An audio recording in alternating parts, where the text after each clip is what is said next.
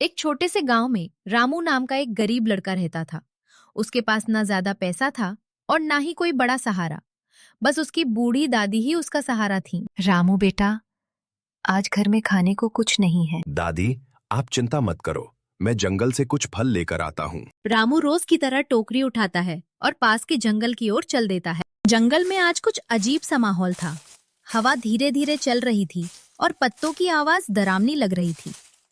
अचानक रामू को एक चमकती हुई रोशनी दिखाई देती है। ये कैसी रोशनी है? रामू धीरे धीरे उस रोशनी की तरफ बढ़ता है और देखता है एक बड़ा सा पेड़ चमक रहा था। पेड़ के नीचे एक बूढ़ा आदमी बैठा था। आ गए रामू, मैं तुम्हारा इंतजार कर रहा था। आप मेरा नाम कैसे जानते हैं?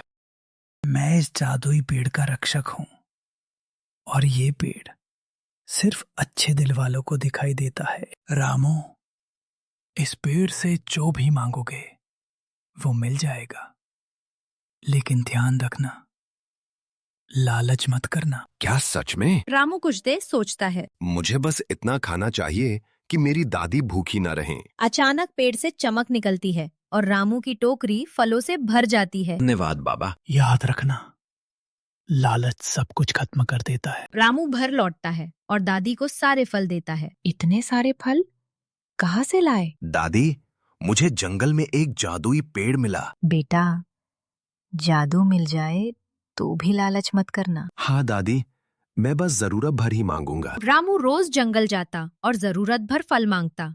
धीरे धीरे उसका घर खुशियों से भरने लगा। एक दिन बूढ़ा आदमी फिर सामने आता है। रामू, आज तुम कुछ बड़ा मांग सकते हो। रामू सोच में पड़ जाता है। अगर मैं बहुत सारा सोना मांग लूं तो मुझे बहुत सारा सोना चाहिए। अचानक तेज रोशनी होती है और सब गायब हो जाता है। पेड़ कहाँ गया? रामू, तुम लालच में आ गए, इसलिए जादू खत्म हो गया।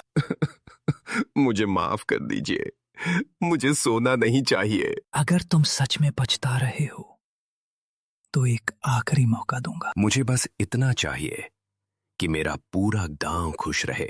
अचानक पेड़ फिर चमकता है।